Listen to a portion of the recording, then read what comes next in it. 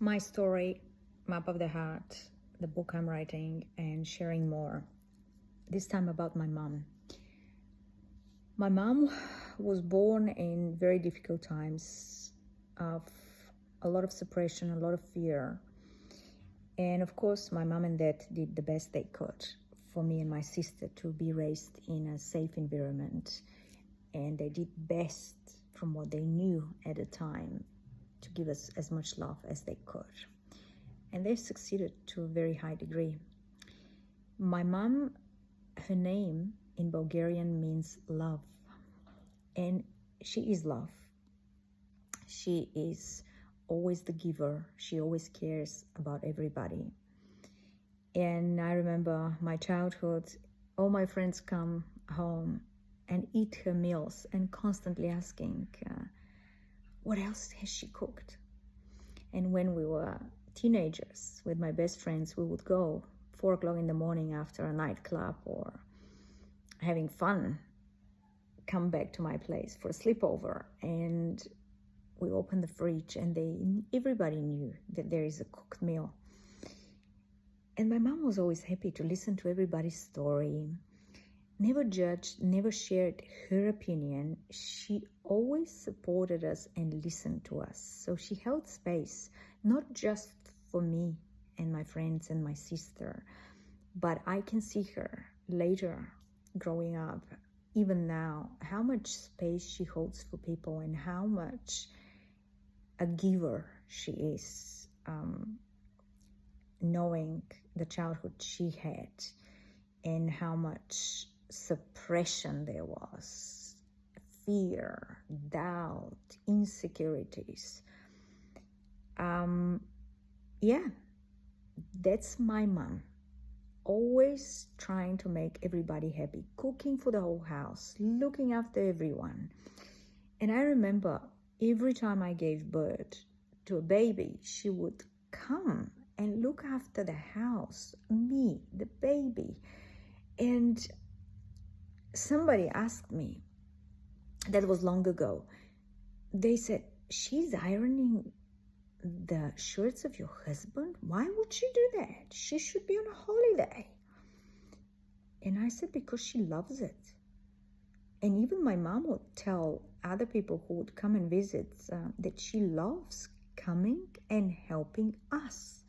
For her, coming where we were living, whether it was London or New Zealand, the purpose of her journey and visit was to support me, to offload as much as she could of me so I can get enough sleep and be able to enjoy.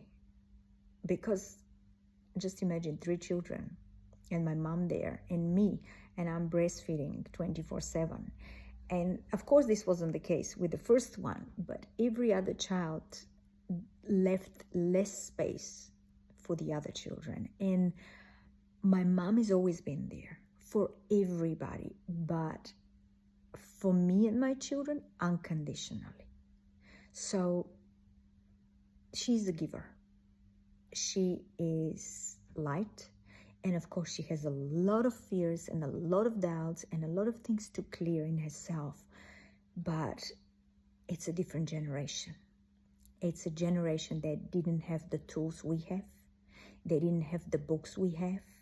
The amount of therapy and exposure to so much inner help and acknowledgement of self-awareness. They didn't have that. And honestly, they didn't have time for that. Life was very different. They were busy in their own way because the things in life were very different.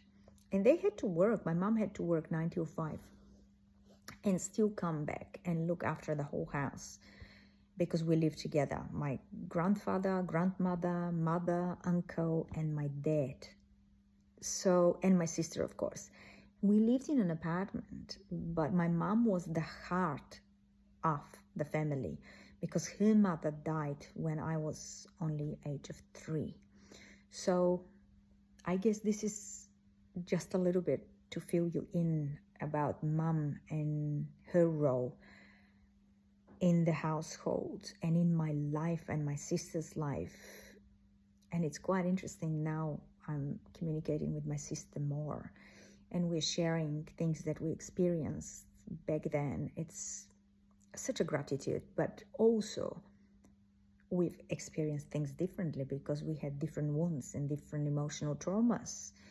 And again, Mom was always the person who would never give you advice, who would never judge you, and give you a lot of freedom. And I can say, Mom never asked things of us, never asked me to tidy my room, never asked me to help her in the kitchen. These are the things that I learned later in life, and I understood how important this would have been for her, how I could have supported her.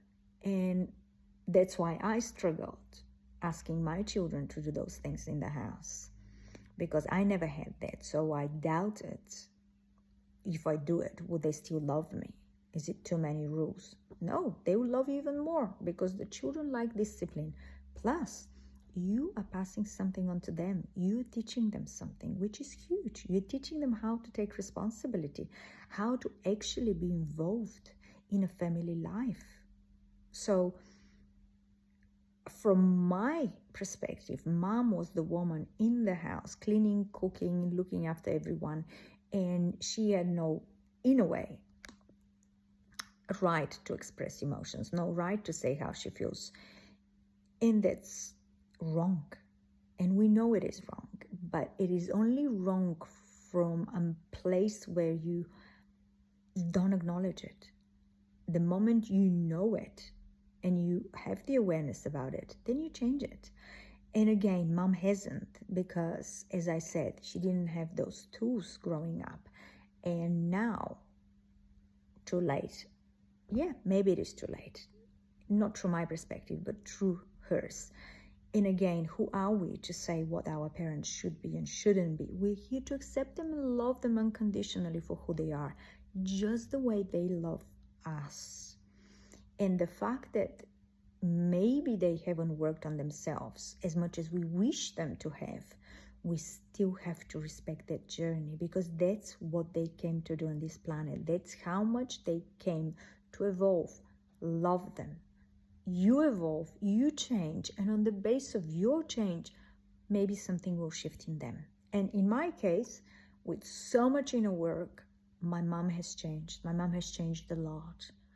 But people have different capacities, different ways of changing. So I never had expectations. Or maybe at the beginning, when I started my personal journey and spiritual journey, I had expectations that my parents should change, that I've got to communicate with them, that I've got to tell them what's going on. So I was telling them actually too much, and it didn't play well.